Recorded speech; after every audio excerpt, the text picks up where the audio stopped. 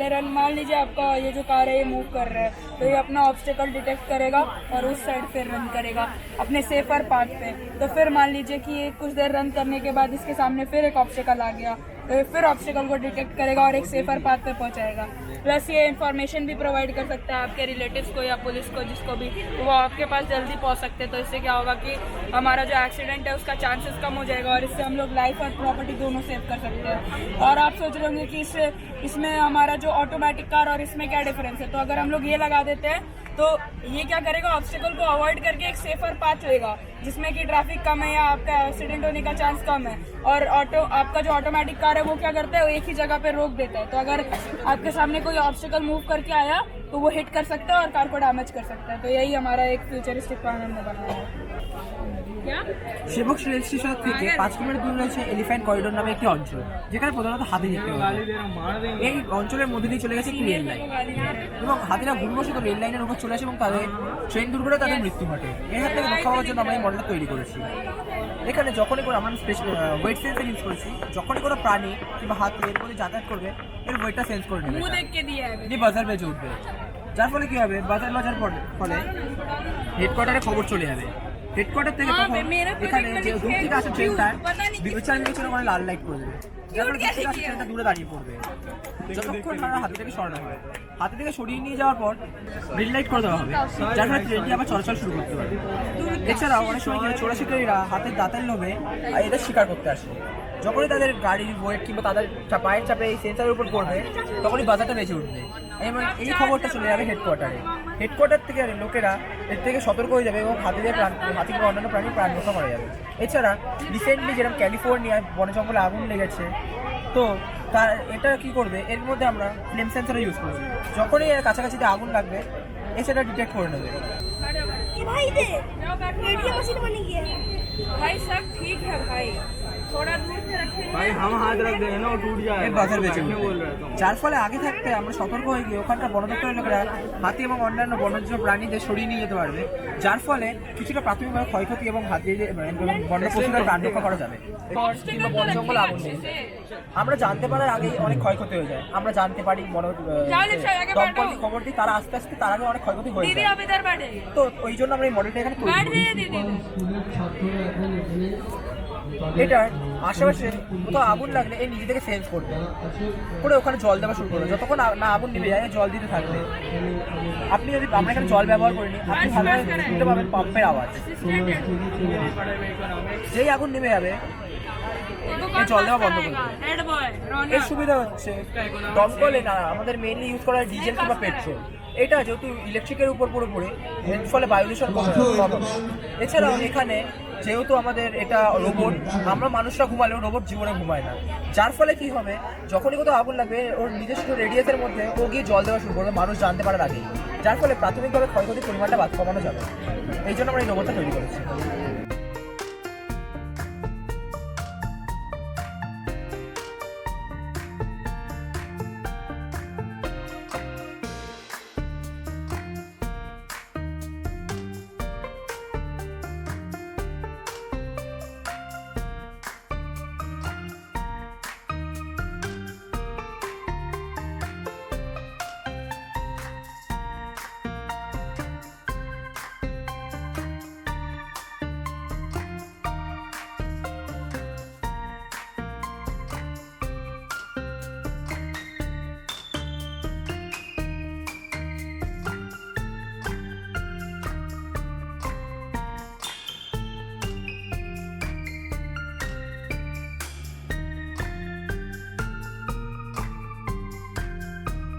This project we added buzzer in the sounds in the traffic signal, so the blind people can understand when he has to move or cross the road.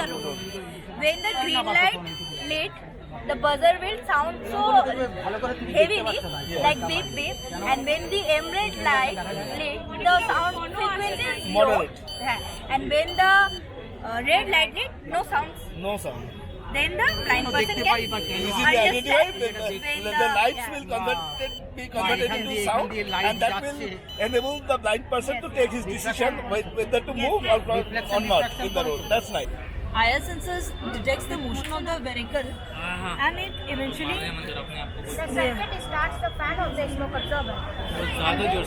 the smoke suck in the carbon smoke absorber and eventually collect in the carbon collector. From there we collect the carbon powder and turn it into an ink. Prepared this painting from that ink. Solar panels we use as a replica. And for additional Additional electricity, as we all know, wind turbines for additional electricity, right? helipads and bridge are for realism. And we have also used waste material for our model like cardboard, Old parcel old boxes. parcel boxes and People many more usually things. throw them away, right? Recycle straws. So it's land on sustainability, eco-friendly. Eco-friendly. That's why we named that Eco-ink city.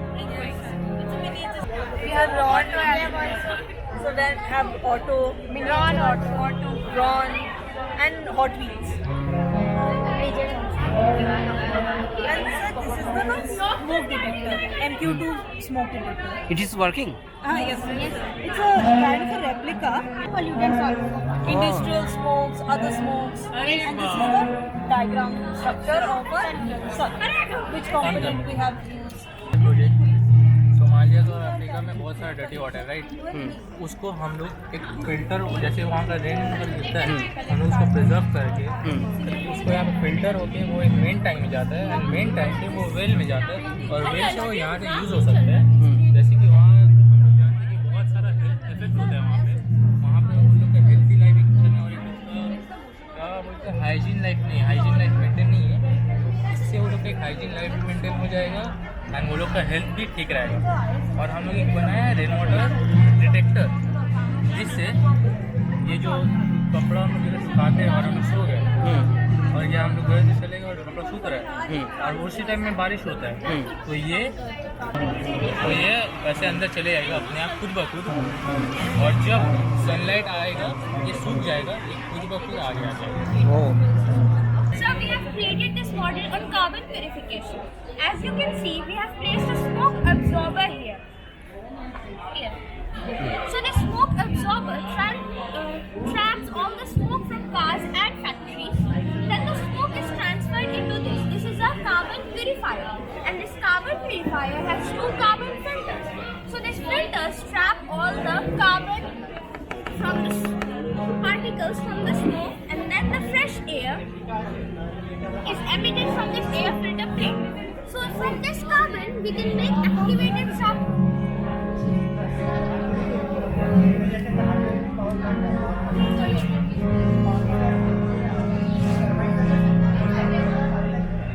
এটা হচ্ছে বিজ্ঞানী Burnley কাজের শক্তি সংরক্ষণ নীতি থেকে আদর্শ নিয়ে এই নীতিটি তিনি প্রকাশ করেন। তিনি প্রধানত এই নীতির জন্য বিখ্যাত। বার্নলির নীতি বলছে কোনো ধারারেখ প্রবাহের ক্ষেত্রে তার যে কোনো একটি বিন্দুকে প্রতি একক আয়তনে তার গতিশক্তি অর্থাৎ গতির জন্য যে শক্তি, স্থিতিশক্তি মানে উচ্চতার জন্য যে শক্তি এবং চাপ শক্তি মানে চাপের জন্য যে শক্তি সবকটা সমষ্টি ধ্রুবক হবে, মানে আনচেঞ্জ থেকে যাবে। এটা একটা প্র্যাকটিক্যাল ডেমনস্ট্রেশন আমরা এখানে দেখাচ্ছি। এই প্রজেক্টটার মধ্যে আমি হাইটের কোনো চেঞ্জ করছি না, উপরে তুলছি না, নিচে নামাচ্ছি না, তার মানে এর যে স্থিতিশক্তিটা সেটা হয়ে যাচ্ছে কনস্ট্যান্ট। এখানে আর দুটো পদ পড়ে থাকছে, একটা হচ্ছে কাইনেটিক এনার্জি আর একটা হচ্ছে প্রেশার এনার্জি। এই যে দুটো বল তাদের মাঝখানে আমি এখানে যদি কাইনেটিক এনার্জিটাকে বাড়িয়ে করে দেখা যায়